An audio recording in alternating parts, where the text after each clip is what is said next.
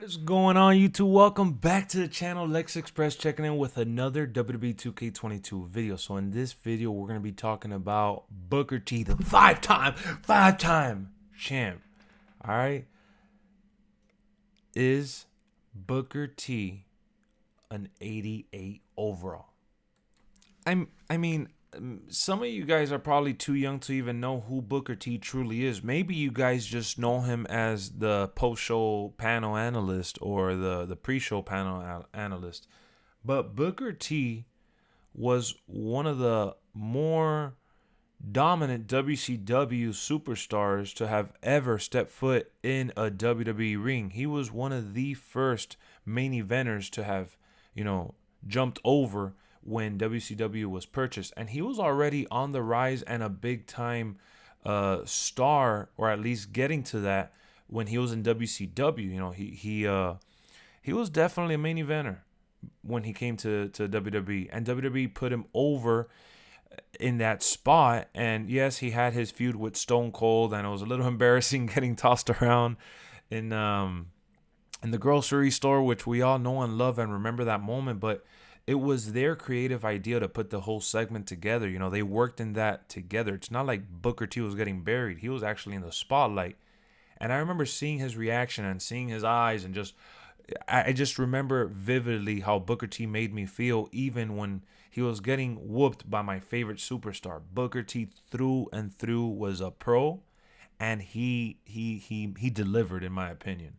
So between what he did in WCW, becoming the singles superstar, and then in WWE, obviously getting elevated to other new heights, even as King Booker and all his little title runs that he had, you combine that plus his tag team wrestling career. He was awesome with his brother as well. So, ultimately, is Booker T truly an 88? Now, if you guys don't respect Booker T, you're going to say, oh, he should have been lower.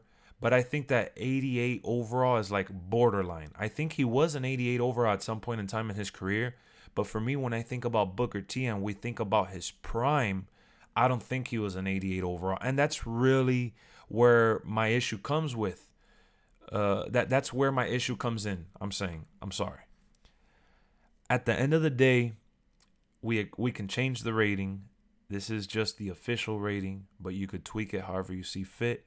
A lot of people have been, letting me know that they don't even honestly give a crap about the ratings. They just want the roster reveals and they want to know who's in the game, and that's about it. For me, the ratings is something that you utilize to kind of rank the tiers of superstar that we're getting. Now, if Roman Reigns truly, I believe they said this, that Roman Reigns is the highest overall and he's a 95. If he truly is the highest overall at 95, then I kind of get where they're going with the whole overalls and stuff like that. And I did see that Macho Man's an 88. So when you're saying, oh, Booker T's the same rating as Macho Man, though, bro, I get it, but I don't think Macho Man deserves the 88 overall rating either, and that's a whole nother video for a whole nother day. Right now, we're just talking about Booker T, and I really wanted to make this video to kind of talk about, the 88 overall situation and see what you guys thought about it, to kind of use this as the focal point of this moment in time, because sometimes I ask questions in other videos and you guys decide to talk about something else, which is totally fine and I'm all for it. But I did want to highlight Booker T, because Drew McIntyre and Bobby Lashley are 91 overall. So I think Booker T, even though Bobby's on a run, I think Booker T in his prime at his best was better than Bobby. And I like Bobby. I'm a big fan of Bobby and Drew. But to tell me it's okay, Booker T at an 88, not everybody could be a 90, I don't think that's fair enough of an excuse. So I just wanted to get the conversation going, kind of see where everyone is at and give you guys my point of view. I think he has enough championship titles under his belt, literally and figuratively. I think his level of performance in the ring was outstanding. His promo skills, his charisma, he was awesome through and through. So when I think about Booker T, I don't even to me, this is like a Miz level type rating. Because what is Miz going to be this year? Like an 86 maybe? 85? I don't know. But I think Booker T was better than The Miz. Now, is he better than Macho Man Randy Savage? That's probably not, right? Probably not. But, you know, like I said, I don't agree with his rating either. So maybe this is not a big issue for you guys. Maybe it's not. But just, you know, for me as a fan of Booker T, him being one of my favorite superstars, it's like, man, why do we have to go in and tweak the overalls?